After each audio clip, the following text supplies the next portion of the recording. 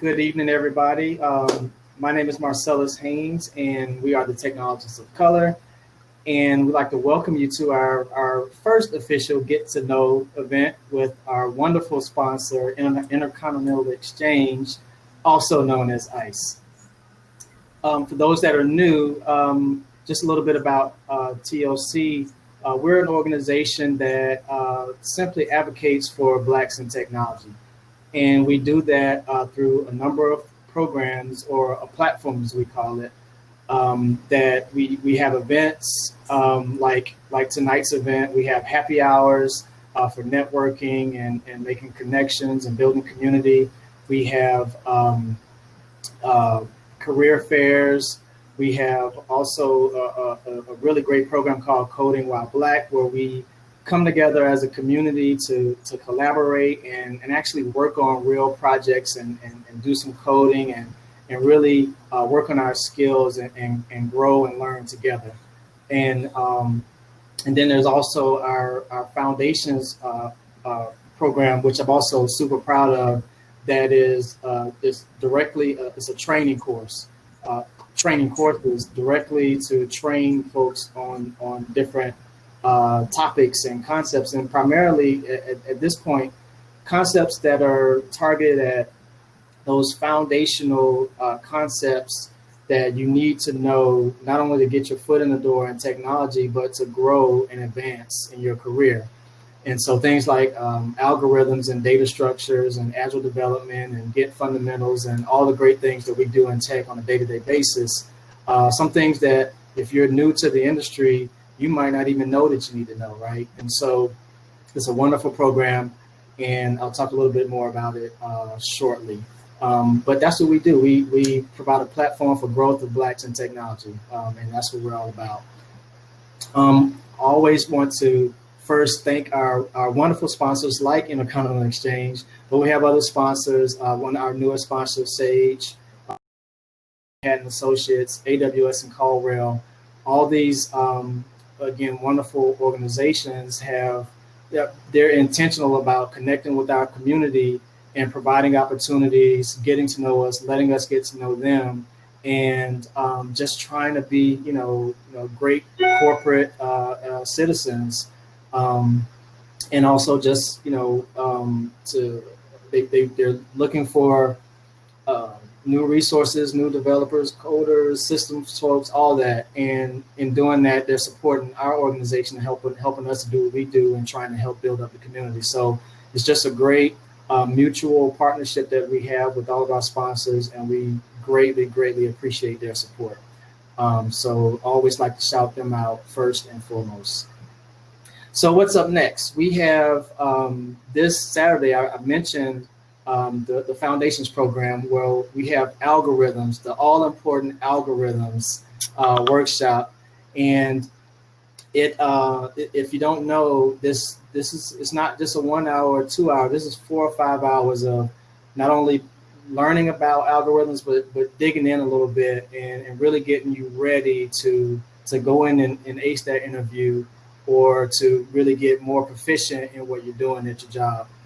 And again, the algorithms, I think, is one of the most important things. I mean, as soon as you go into the interview, the first thing they're going to ask you to do is get on a whiteboard and, write out an algorithm, right? So this is a really important one. And there's still time to sign up and get your ticket and participate on Saturday. Then next week we have our next Coding While Black session. This one will be with our other sponsor, AWS, and we'll be doing a project on machine learning, which should be really good. And they're also offering some certificates for free.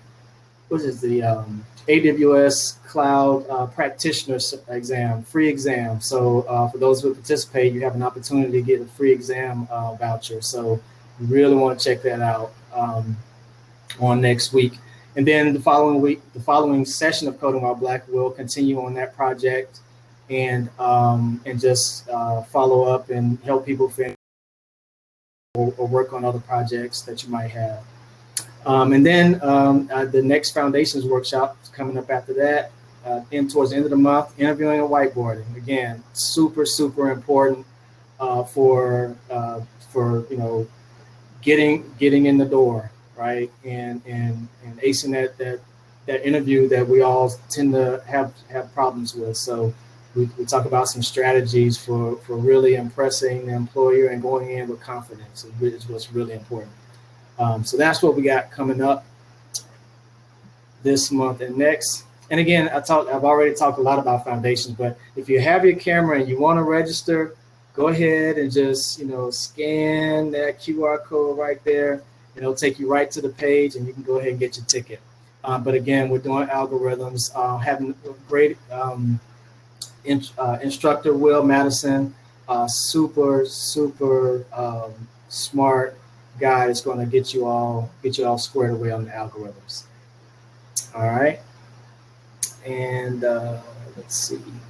All right, few house rules. The all important staying on mute if you're not speaking. It will really help minimize and avoid any problems with echo. For the most part today, we won't have that issue, I don't think. But I guess even for our great panelists here, if you're not talking, you might want to kind of keep your hand close to that mute button just to make sure we don't have any issues. And please share on social media. The hashtag Coding While Black, and we're all over the place on IG, LinkedIn, Twitter, Facebook, and for most of them, if not all of them, it's text of color. So follow us and tweet, tag, all that good stuff. We would appreciate it. A few things about Hopin. If you're new to the platform, a couple of things. You have a few buttons on the left. The reception is where you came in when you first came to the event.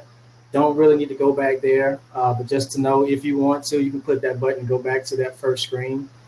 Sessions is kind of an important one. You click on that one and you can choose between the available sessions. Right now we're in the main hall. Later we have a networking session that we'll bounce over to.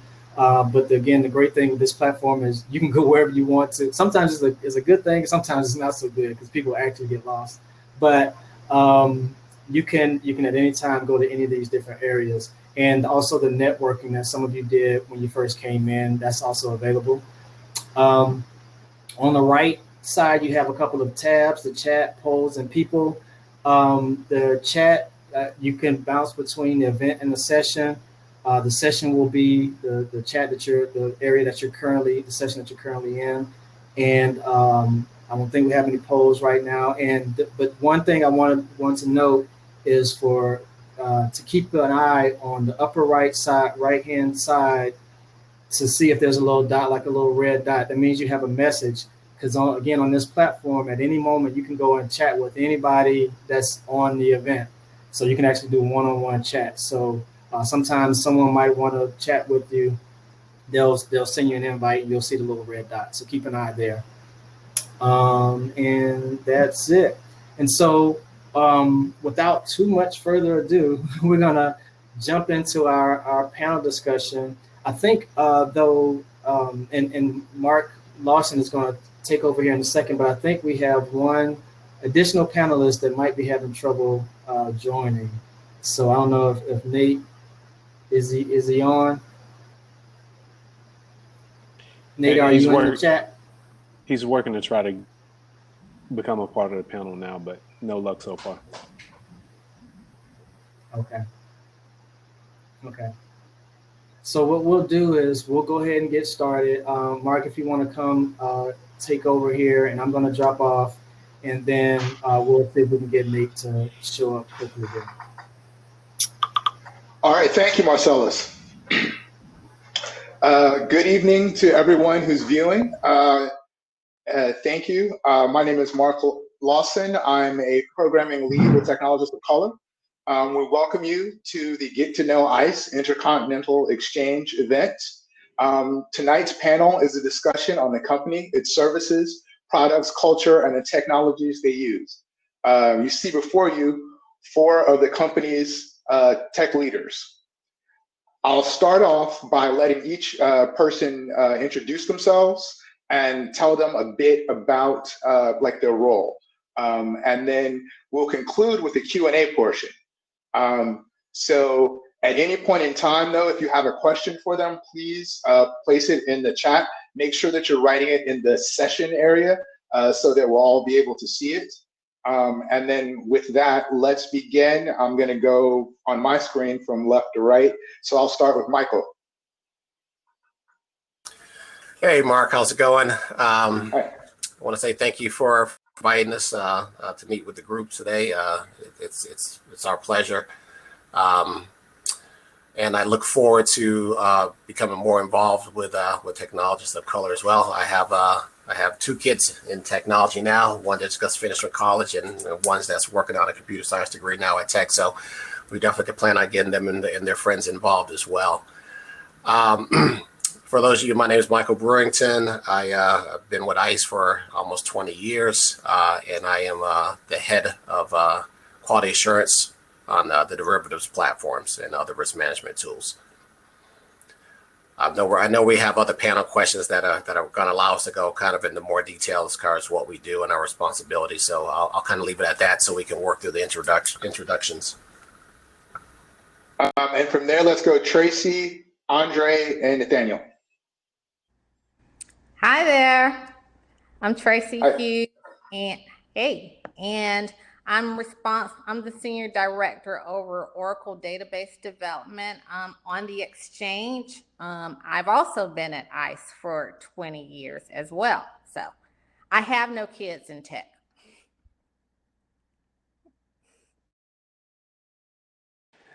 Hey, my name is Andre West from Memphis, Tennessee. Graduate of Morehouse College, and I've been at this about 14 years. I work in our client integration service API solution team.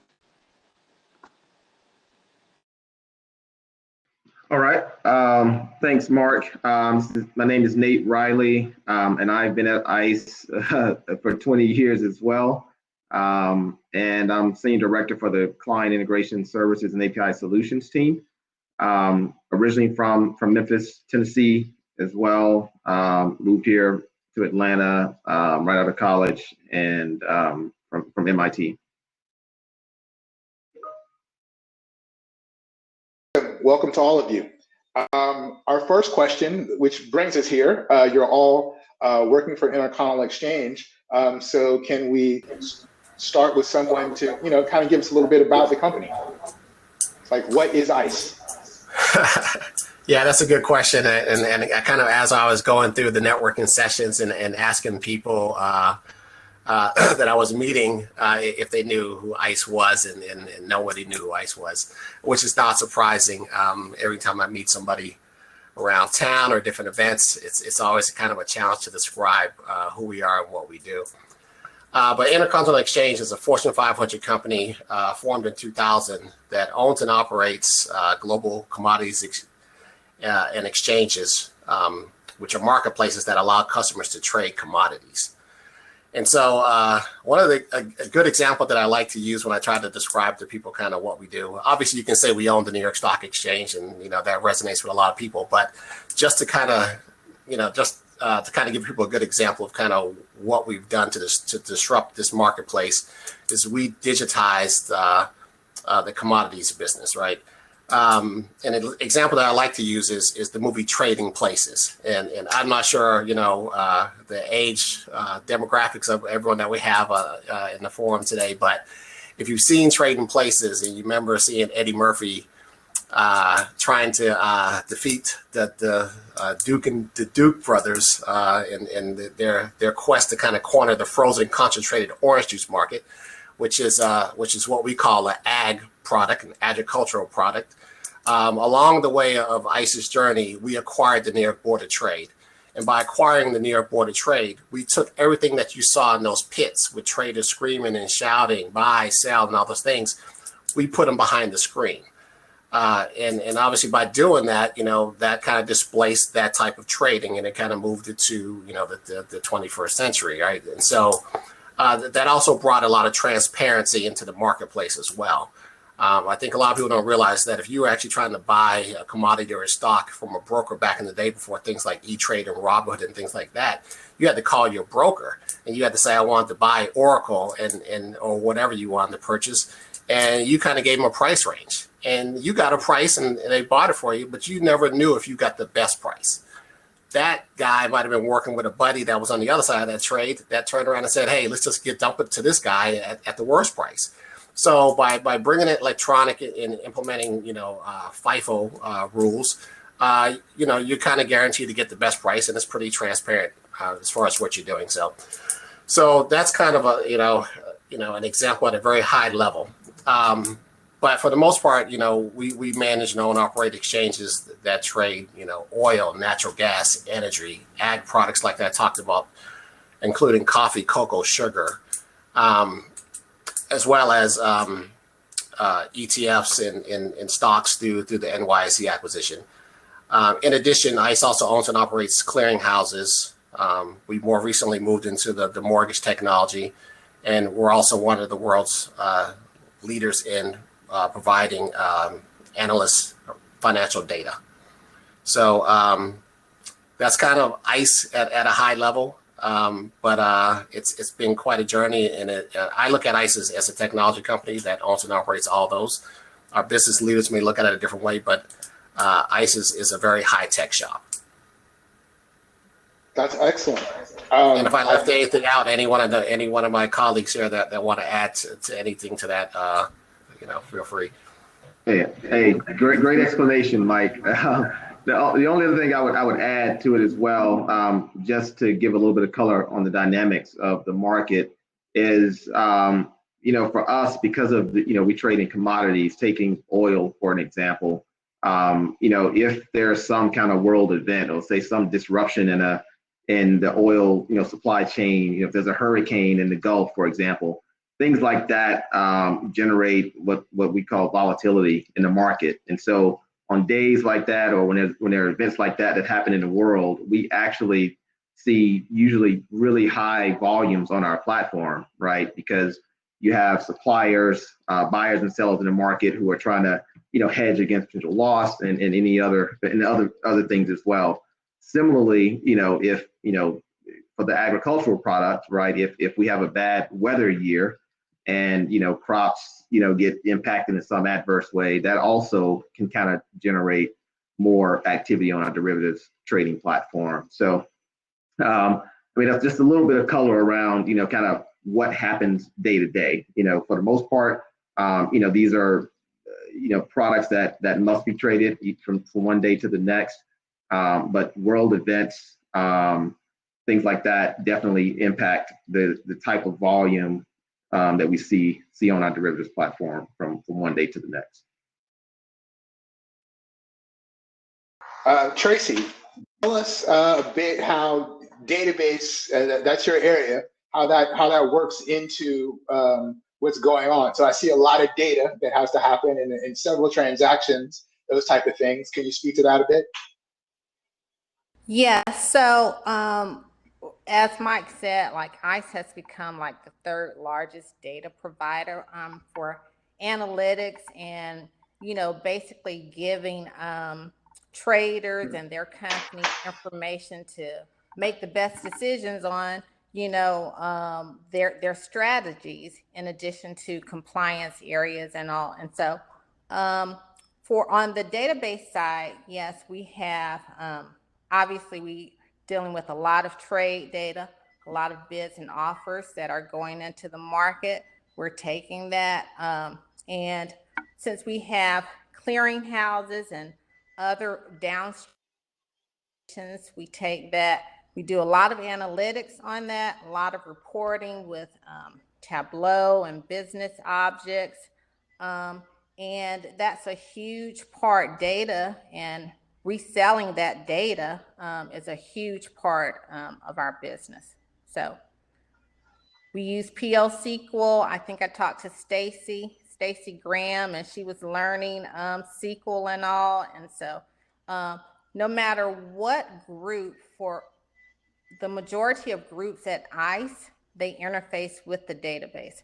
So they're using SQL, to help with QA, to interface via Java applications into the database. So we interface with tons of groups, a lot of different applications, and definitely, as I said, on the database team, because we are a data resource and we have a lot of access and business logic about what's going on, we get hit up by so many different teams. So communication is key in interacting with people and being able to work with people and turning on your listening ears to understand what they want from you.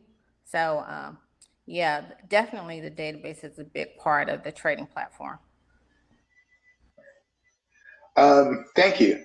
Andre, tell us a bit about client integration services. Like what technology stack do you use? And exactly how does that interact within the overall business?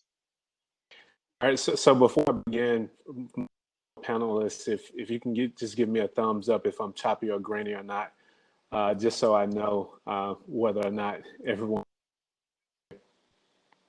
So client integration services and API solutions, that's a mouthful, right? So essentially our clients need to do a number of things on the exchange, whether it be trading, whether it be risk management, whether it be receiving trade data from our exchange, right?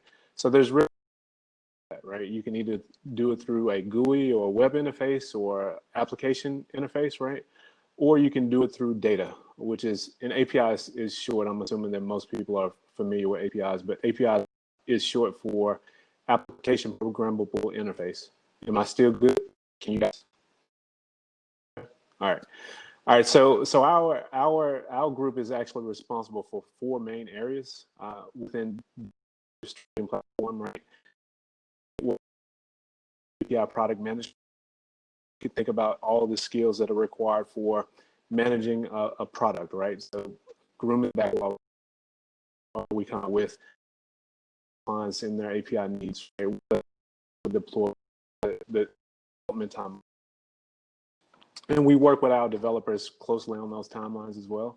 That piece that we're responsible for really customer support.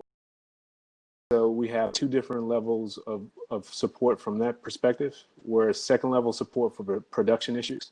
So if you can imagine, if clients are in production and they run into an issue, we have a system operations and market operations team that deal with the first level of support. If they can't solve a problem, then they escalate it to us, and then we'll liaise with developers to see if it's a real issue that we need to address, or if it's something that can actually wait, or to see if it's an issue at all, right? Our second area of customer support is really for developers, right? Developers in business. It's my youngest in the back. She's getting ready for bedtime. Sorry about that. If you're developing an application to ICE to either route orders to ICE or to receive trade data from ICE, generally you need a level of support. So we provide that first level of support for developers and sometimes business analysts if they have questions. And then the other 2 sort of are really QA, right? And then conformance testing, right? So before anyone can go live into production on ICE, they have to go through this, essentially it's a certification process. And it's a process to ensure that your application is processing the data as it should, right? And the data that you're sending is as we expected, as per our API specifications, right? This is sort of a high touch process, right? We want to make sure that clients have a smooth and easy transition into production, because the smoother their process is into production, and the better that they adhere to our specifications during their development, the less support we have to give them once they're in production, right? And so the last area is really the QA area. Also responsible for testing a number of APIs and also using automation as a part of that testing. Some of the technologies that we use Git to sort of manage a number of things, from problem tickets to automation related tickets. We use a third-party tool called Verifix to actually send and verify data into and out of our applications. We have some Python scripts, some Bash scripts, so a lot of sort of tried and true command line based tools that we use as well. So. Excellent information. I think you took us through the entire process there in terms of the kind of things that you handle. And with all of you, when we initially discussed, how long have you been with the company, I heard some double digits there. So can you speak to how your role and how the company has changed over your tenure? We're in the age now of big data, AI, those type of things. We're talking about the stock market and commodities trading. So speed is of an issue, and we've got a lot of things going on. So Michael, can you tell us like how that has been affecting what you do? So I guess if you look at our 20-year tenure, and I can kind of speak a little bit for myself right now, but obviously over the 20 years, we've acquired 21 companies in 20 years, right? So we've had a lot of different integration projects along the way. But just me walking in the door, I walked in the door as a project manager, tasked with building and staffing a tech team as we were growing in the early days, with a system that was crashing multiple times a day, doing multiple builds and shooting multiple builds out to customers. It was kind of really chaotic. I mean, pretty much what you would expect out of a startup, which is kind of what I signed up for, and I think what we all kind of signed up for. But it's been a journey. I mean, we've watched this company grow, mature, develop a culture that's very organic around leading by example. By wanting to bring in people that were very talented and put them around you as well. It didn't matter what their walk of life was. If they could do the job, we wanted them, and we wanted them immediately. I did a lot of the hiring in the early days, and we made a lot of offers right on the spot when we thought we had the right person.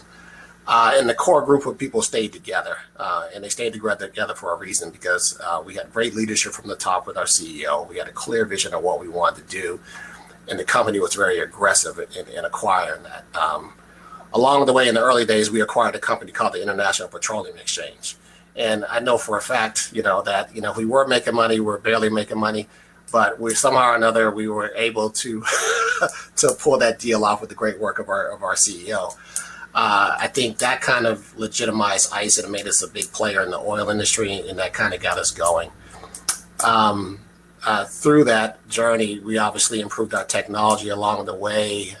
We met with our customers tremendous. We spent a lot of time with our customers, working with our customers, trying to get a clear understanding of what they wanted to see out of the platform, and just taking that feedback and turning it around immediately. Kind of, within the end of the week, we had something in our customers' hands saying, is this what you wanted? Is this what you expected?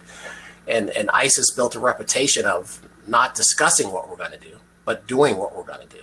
And that's how we've been able to kind of dominate this market space and grow at such a rapid pace. So, I'll kind of stop there and kind of let some other colleagues chime in about some of their experiences here. But Tracy, what do you think? Yeah, I just one of the things that popped into my head was like, when I originally came to ICE, the former president of the company was the one QAing my code. So that's how small we were. That's how close the team was. And one of the things that I think sticks out to me about the team, not everybody was just like these. Okay, Nate went to MIT, but outside of Nate, not everybody was just like extremely, extremely smart, right? But everybody was like hardworking. The team like really supported each other, like we were there for each other. And I think everybody had sort of like a sense of responsibility to put forth their best effort. Like there were no slackers. Everybody was there doing the best job they could. And so when you as a teammate know, hey, your coworker, they're doing the best job they can. If they're struggling, you want to help them out and you want them to do the same for you. So yeah, it was when I first got there, I was doing Java, Oracle, a little sysint, going to the fax machine, whatever it took. We were doing some of everything back in the day. So we definitely have come a long way. Yeah, I'd like to add one thing too, kind of to Michael's story. A really pivotal point too that I think is worth mentioning, that some of you may have heard about, was the kind of implosion of Enron Online back in the day. If you may recall, I think they maybe made a movie about what happened there. And the smartest guys in the room. There you go. It's on Netflix. Yeah, there was a point where they were probably one of our biggest competitors. And I think if you look at some of the interviews with our CEO, he'll talk about how, they approached Enron for various business dealings, and they kind of, there was no interest there, in short. But as they kind of imploded, literally probably over a weekend or days, I remember our CTO at the time and all the scrambling, and I'm sure Mike and Tracy, you guys probably remember this very well, scrambling to kind of, stand up more servers and all these things that were going on to just try to scale the platform literally overnight to handle what we expected to be a lot more traffic on the platform. And to Tracy's point, through a lot of hard work and just, luck, I think we pulled that off and it worked out really well for us. So we absolutely, in a scenario like that, I think in business sometimes luck counts too, right? We were in the right place at the right time. And that was also another kind of jolt in the arm, if you will, that kind of catapulted ICE onto kind of a larger scale.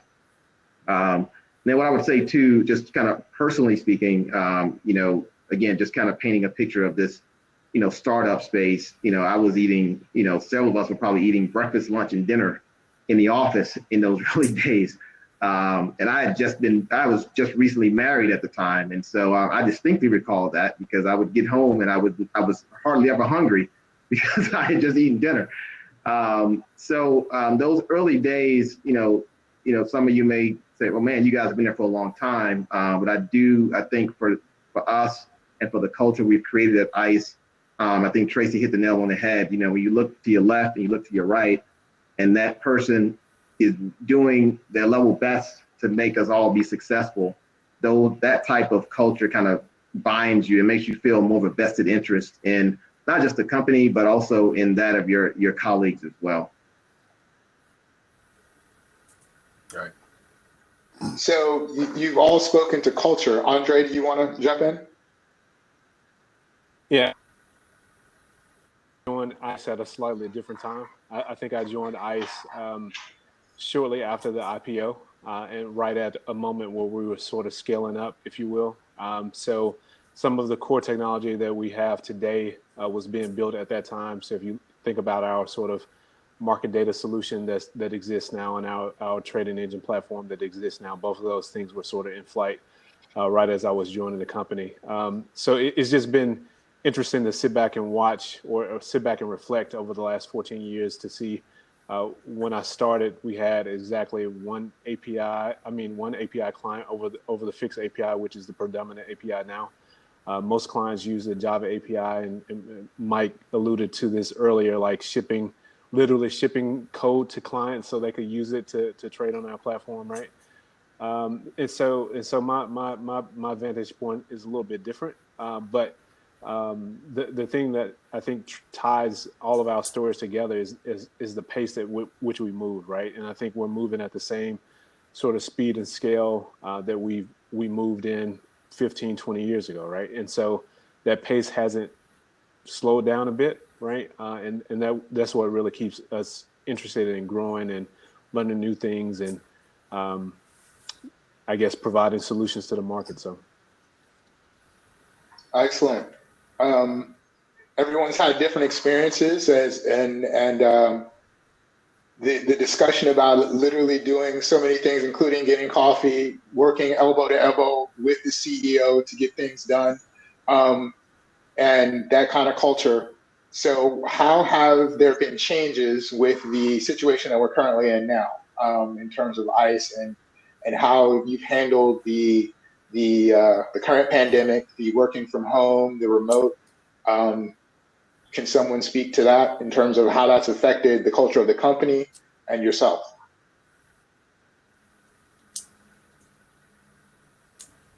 Stab at that. I would say culturally, I mean, I would say internally, I don't know that a lot has changed. I mean, I think some of us, you may miss some of the in-person, kind of the collaboration that happens almost, accidentally, if you will, just from talking to colleagues in the hallway. Obviously, it's challenging to replicate that in a virtual setting. But I would say that we have, before the pandemic started, we had a full slate of work to do.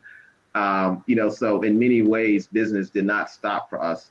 For our customers, I would say, part of my role is customer facing. I would say the same thing for them. I interestingly enough, I probably see some of my customers I've never seen before, I see now, often.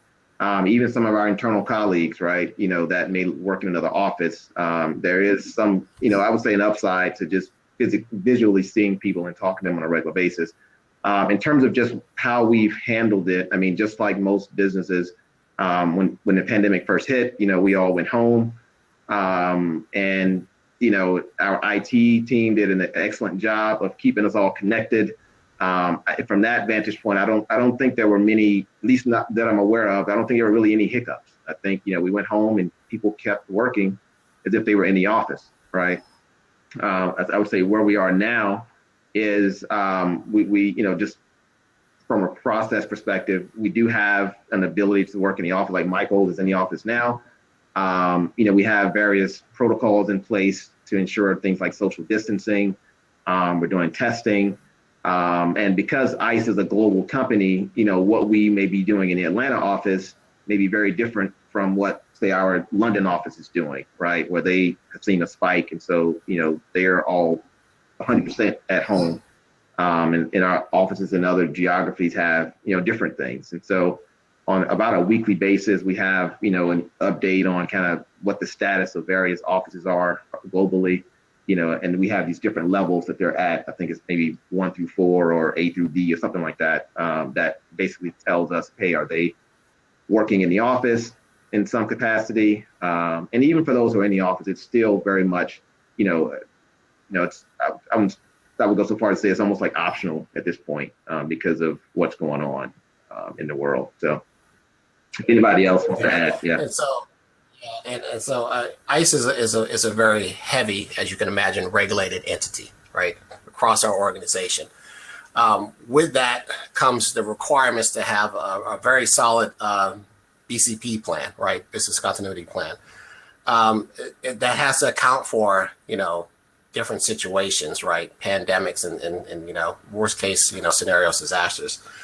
And I kind of go back to kind of the ice storms. And if you're from Atlanta, been in Atlanta for a long time, you remember the ice storm when we decided to spray pickle solution on the ground and freeze all the highways and the roads, and everyone got stuck and stranded for, 24 hours, right? So one thing about ICE is that we learn from our mistakes, and we don't point fingers at each other. We just make sure that we harden whatever solution that could be improved. And one of those things that we improved was our abilities to work remote. And we've had situations with snow and ice since then that we've had the company up and running, remotely. So we've hardened that infrastructure and I would say that it stood up to this pandemic extremely well. It's tough from a culture standpoint because we, like I said, we have that organic culture that leads by example, and by not seeing each other every day and stopping in the hallway when you hear a problem being discussed and jumping in, it's difficult. We try to overcome that by using video and meetings and things like that. So and we're experimenting with whiteboard and technology and things like that. So we can continue to push through. But I will say this, and it's kind of a testament to the company, to what Nate was saying. Hey, we had projects in flight. We didn't stop those from going on. As you can see from some of the press clippings, we had a major acquisition as well. Probably I believe our largest or our second largest ever during this time period. And we also had our best quarter financially ever as a company this past quarter. So, you know, it kind of shows with the right leadership, the right planning, and the right execution, you can still function in this environment. Now, me personally, you know, I'm here in the office today and I enjoy coming in because my wife tries to make me cook every day. So I had to get away.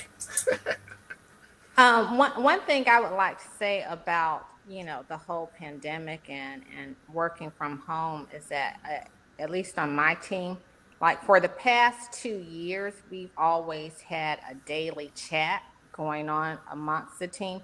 And my team, we sit all there together when we're in the office, so we communicate a lot. And so having the chat already, everyone being used to communicating via the chat was great during the pandemic. And another thing that I found is that because my team, we get hit up by all different people. And so a lot of people are working later during this time while they're working from home. More people are staying online a lot later because as soon as they see my green light come on, even if I come on like at 9 o'clock to look into something, a lot of times somebody's trying to hit me up. So it's like, oh, why is somebody in accounting working this late? But I found that a lot of people during this time are actually working more hours than they would have in the office. And now they'll at least say, hey, how are you making out during COVID before they ask for what they really want? You know, they'll ask a little, see, you know, hey, how are you doing? Blah, blah, blah. And then they'll get to, you know, what they really want. A nice icebreaker. Small talk is a little different now, huh? Yeah. So you mentioned at one point 21 or 20 something odd acquisitions over your entire time there, as well as that you just made a very recent acquisition. Could you tell us more about that and the direction that acquisition and other things have for ICE's future? So ICE ventured off into the mortgage technology sector in 2016 with the acquisition of MERS. And MERS is kind of like a mortgage repository. And from there, we've been kind of expanding and kind of growing more into that area with the acquisition of Simplify, which is a company that was doing kind of e-recordings and things like that of electronic mortgage documents. And so with the acquisition of Ellie Mae, that just kind of helped us complete that workflow. 20 years ago, ICE transformed the exchange business, by transplanting electronic exchanges in the marketplace. And now, the vision is to continue to move forward in that mortgage business and streamline that process, add transparency to that workflow, and decrease the amount of time that it takes to close a residential mortgage, as well as decrease the cost. So obviously, it's very in the early stages, but if we have similar success, the type of similar success that we had in the exchange industry with this industry, I think there's going to be a lot of happy, home purchases in the future with the technology that ICE is going to bring to that industry. One thing I would add to that too, just more generally speaking, like that acquisition that Michael just described, it's kind of classic ICE playbook where we go into an industry that's largely analog, if you will, and basically try to digitize it. So like we did in the exchange space with, hand signals on the trading floor, we're basically trying to do the same thing in this space as well. Most people don't know how manual the mortgage process is. Like there's a lot of faxing of papers, and physical people touching things, right? And so basically, ICE, basically sees that as an opportunity to just streamline that entire workflow, and in the process, saving money along the way. That seems like it really gives you guys the full coverage. As someone just noticed in the chat, they were corrected. You're not just on the New York Stock Exchange, you own the New York Stock Exchange, and now you're in the mortgage business and you're digitizing that as well. So I would be remiss if I didn't point out that this is Technologists of Color, and we have 4 Black leaders of a corporation that owns the New York Stock Exchange. So can you talk a little bit about how diversity and how your own personal background has influenced your time at ICE?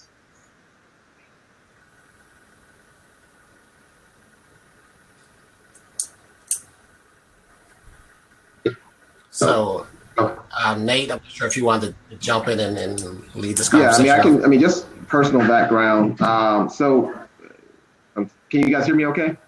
Yes. Okay. Yes. Yeah. So for me, you know, I didn't go into this much, but before I came to ICE, you know, I worked at consulting companies right out of college. I didn't know kind of what I wanted to do career-wise, so I said, hey, consulting is a good way for me to go. I came to know of a lot of these, you know, and when I was in college, I was in NSBE, which maybe that's familiar to some of you, the National Society of Black Engineers. And, you know, as the first person in my family to go to college, you know, I found that to be, you know, really my main source for knowing what careers existed out there, or in general, forget about, you know, a person of color. And so by the time I, you know, in my evolution of my career, going from the consulting company back then, it's I guess Accenture is now the name. Used to be Anderson Consulting when I started. You know, I learned quite a bit there. Went to a small consulting firm, got married, said I need to stop traveling, and I found myself at ICE, right? And so from the very beginning of my time at ICE, you're looking at Tracy, me, and Mike. We're 3 people on this call that were there in those very early days. There were probably, I don't know, what would you guys say, 30 people on our floor, maybe in the company at the time. Right.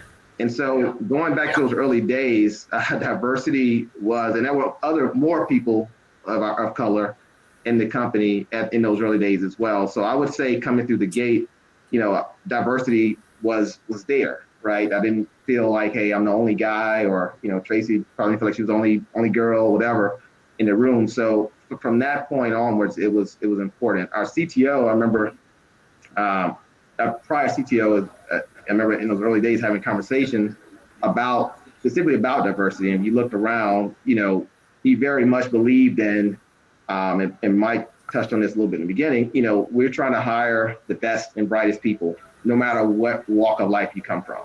I mean, even the view of, hey, for people who come from non-traditional backgrounds who come in, want to get into coding, right? If you didn't have to go to MIT, you know, to Tracy's point, you know, you don't even have to have a college degree in some cases. So we just want really sharp people.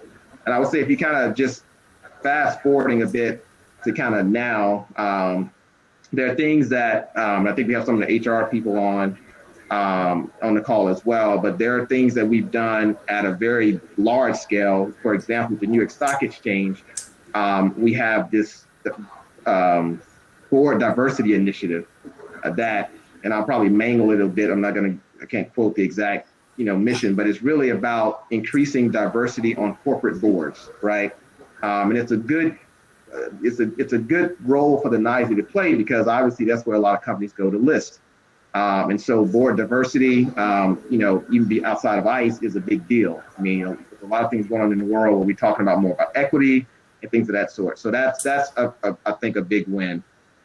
Here locally, we recently, you know, donated, you know, quite a large sum of money to Atlanta Public Schools for laptops.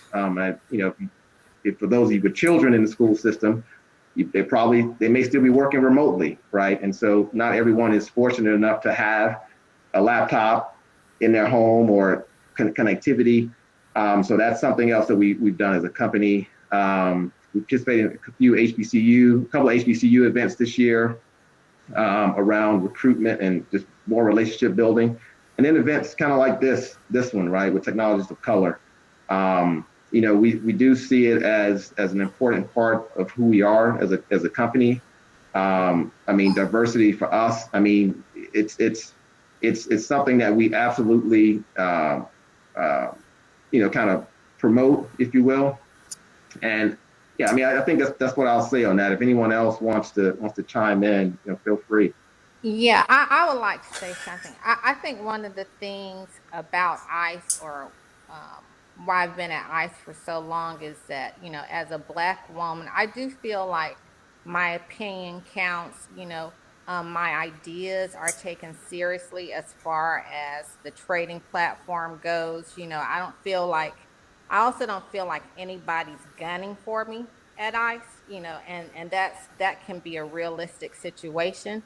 I also how I ended up at ICE. I used to work with the former CTO as well, and um, so just networking, which I realized as part of this event, like my networking game is just ridiculous. It's just I really have to do something about that, because uh, many people, I realize many people need mentors or people in the industry that they can talk to, because I was talking to some of my girlfriends that are in tech this weekend, that don't work at ICE, and we were talking. Hey, we've been working in a silo, really. We talk amongst ourselves. We're not really trying to figure out what's going on with other women, other Black women in technology, and why our numbers are like falling off and all. And so I think just personally, I have to, or me and my group of friends and the women that I know, we have to definitely start networking more and reaching out, and letting the community know, hey, you do have some women, some Black women in tech. We're not used to a lot of other communities that, they people in their homes or their friends, they have people working in the industry that they know, but many of us, we don't have that. I tried to talk my niece into going into tech, and some of them think it's just too hard, or they're not, it's not interesting. Or, and even some of the women today that are in tech, some of my friends, they're like, I'm just not, if they're already in there, they feel like they're not being promoted at the same level, and looking for entrepreneurship, doing things on their own. And also, I'm definitely grateful of the environment at ICE, because I do think that, when you're there, you can be heard, and people want to hear what you have to say. Yeah, and I think, to Tracy's point, I think kids have to be reached early. I know for me, my background, moving from Boston here to the South, and when I was younger, and my mother being a bank teller, but then her taking a test, with no college background, took a test, passed the test, and all of a sudden was moved upstairs to be a COBOL developer. So that was kind of my introduction into kind of technology, and kind of, learning about systems, and having to come home with stacks, like printed out stacks like this, going through, hundreds and thousands of lines of code looking for bugs. That intrigued me. We also had, that was kind of in the early days when Apple first started coming up with their first line of computers. And, I assume we got a grant and we got computers. And, I took my first computer class and started learning how to code in BASIC. And kind of that's where, my interests began to grow. I couldn't afford a Commodore 64. So, but that was a big computer that everyone wanted to tinker with. But from there, and not really having, the money and the wherewithal to go to college, I went into the military. And from there, boom, all the technology I wanted, just based on my scores, I was able to, have a pick of jobs around technology. And I began to learn about telecommunications, computer operations, and cryptography. So we talk about, security and all, and everything that's going on today. And security is such a big key. Our crypto, to sync up with the Pentagon, was a piece of paper, a card that came out of a book, and everyone had to rip the same page of the book across the comm centers around the world, put it into this crypto machine, and close it up. And that's how we synced up to send secure messages, right? And that was about 30 years ago. And you look at what we do today. And then when we got finished with it, we had to take the card out to the back and burn it. So just to make sure that, so you look at how things kind of evolved, but just kind of getting back to the point as far as starting young, even from there, after I kind of got further into technology, I went back into my old high school and started a mentor program, just to introduce kids into technology and let them know what type of opportunities are out there, to try to get them to become interested in that. Here at ICE, we were part of an organization called Year Up that was introduced to us by our former CTO. And Year Up works with teens, young adults that are that come from difficult backgrounds, and introduce them to technology and bring them into a training program that they get paid to be a part of, and then eventually link them up with technology companies that bring them in for internships. So I mean that's a great organization, and for those of you that are on this this meetup, I encourage you to look at it. And if you have any friends, family that fall in the age group of 18 to 24, I would seriously look at that organization for them if they're interested in technology. It's software testing, computer programming, cybersecurity, right? So great programs. So with that, I think it's important for corporations like ICE, I think as the team mentioned, to be good corporate citizens, right? It's not just it's not just enough to kind of hire and staff and build a company within a city. You should reach out to that city as well, because you're planting the seed for your future employees, down the road. You shouldn't be looking at what we're doing, this year or next year. We should be looking at 5 years, 10 years, right? And if we're not working within our own community to make sure that we're fostering the talent for that next generation, we're going to be in a world of hurt. Speaking of talent, in our session chat, and I'm gonna give you an opportunity to continue, Nathaniel. I just want people to go ahead and place in the session any questions that you have, so that they have the opportunity to mentor you right here. And as well as, tell them, ask about them, ask about ICE, specifically any particular interest, please throw them in. Go ahead and continue. I'm just going to add just another kind of dynamic to the diversity question. And this kind of brings a few things together, kind of talking about the early days of ICE and just even in financial services in general.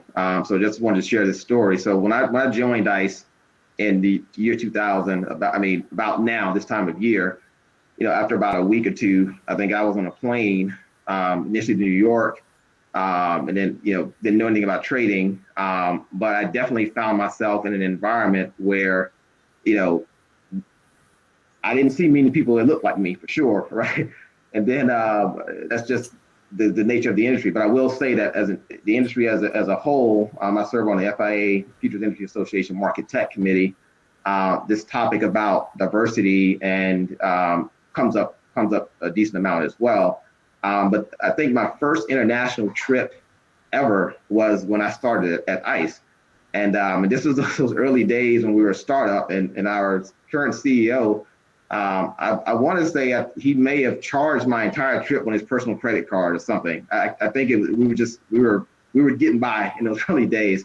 But anyway, the point I wanted to share was, I flew to London at the time in Germany, and I was about maybe 24, 5 years old.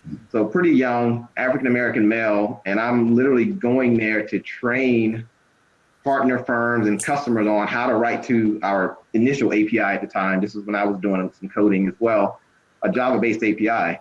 And to say that, I didn't feel, out of place would be an understatement. I mean, literally, I'm not only the youngest person in the room, but also of color, right? I mean, this industry, for those of you who may know a little bit about it, it's not, diversity overall is something that's continually being worked on.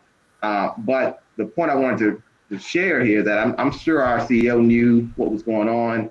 He knew the industry, he knew the dynamics. But one of the things that also kind of attracts me to ICE and has kept kept me here all this time is the level of trust I feel that, management puts in the people that we have, and the autonomy that you have to kind of just do your job, right? And so, he didn't really know what I knew, except, we were all scrappy people that just worked hard and got the job done. And I remember going there doing training with London, and then I think I went to Germany, same thing. And I knew, and I was in a completely foreign place, but I was meeting with people who were partners, investors in the company. And, who without them, we wouldn't even be having this conversation with you all today.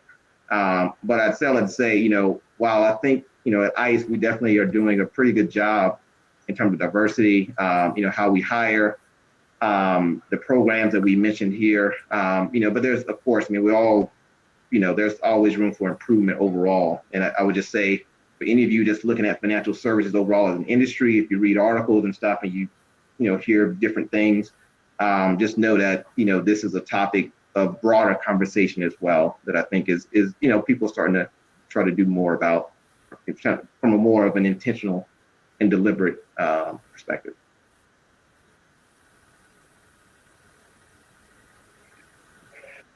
Great. And I also want to give a big shout out to Tracy for handling all these questions in the chat. So she's knocked all those down. But I still want to give any opportunity for anyone who has anything else that they want to ask anyone specifically, either about their background or anything else. But those are great points, Nate. And in the interim, I have another question about, so with the introduction of all of the technology that's available to us on our phone, how is that affecting in terms of what you're doing? Do you have any consumer related products that you're coming out, or is the amount of technology that is available to you? Michael, you spoke about youth, the fact that they're being exposed to that early. Do you think that will make it easier for people to come into the industry, people of color, because you'll be able to explain to them more about what you're doing with regard to showing them an app and then showing them how that connects with what you do on a day-to-day basis? That's a little tricky. Obviously, with disrupting products on the marketplace like Robinhood and Webull and Cash App and PayPal and Square. But I think more importantly, things like Robinhood, M1 Financial, tools like that are obviously bringing a lot more attention to investing. And I think just minorities in general are starting to wake up and get a lot more conscious about investing and financial investing into the marketplace, because it's one of the best vehicles to grow your money and grow wealth. So I think as you start talking about things, if I try to explain things like ICE, and I can kind of say, hey, it's just like Robinhood for commodities, for oil, gas, precious metals, and things like that. Now, obviously, the ability to kind of participate in those type of marketplaces, the financial requirements are a lot higher than going to buy a fractional share of Oracle. But with that said, we have a mobile app that traders and risk managers can use and log in to see positions, to manage positions, to put positions into the market. I think it's probably primarily used to kind of manage positions. So if they have a position in the market, they want to be able to go to lunch and monitor and manage that position while they're out to lunch. If the market starts to move one way or the other, they can click a button to do that. But the majority of our products obviously lend itself to either APIs, algos, and operating behind the PC. Great. Robinhood. So that provides a very good way for you to explain to it, because I know plenty of people who have that and other types of things that allow them to get involved on a scale that they're comfortable with. We have a question here as well from Marcellus. And we'll make this the last question. What's the most important characteristic of the things that he needs to know or that he needs to bring to the interviewing process if he wants to join ICE? Well, Yeah, I so think every said, go ahead. sorry. Ladies first. Go ahead, Tracy. You want to? All right. No, I just wanted, I want to say that, for most development positions, the candidate will be tested in that skill set, because obviously we want to make sure that you're a good fit and you're technically sound for in the area that we're bringing you in for. So, I just like for people to know, like, prepare yourself for that. We ask all the same questions to all the same candidates. They take all the same written exams. So, look over some technology or topics that you haven't been using recently.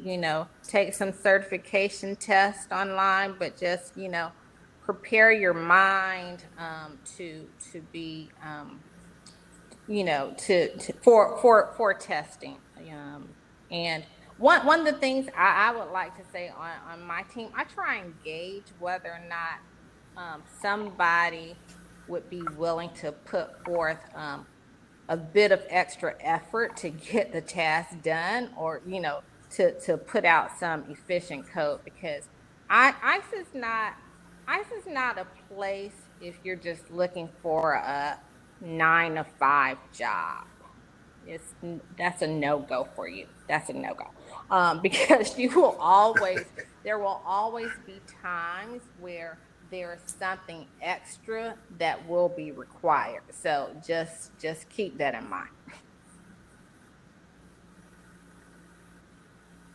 Say in addition. Great. I'm sorry. Go ahead. Go ahead.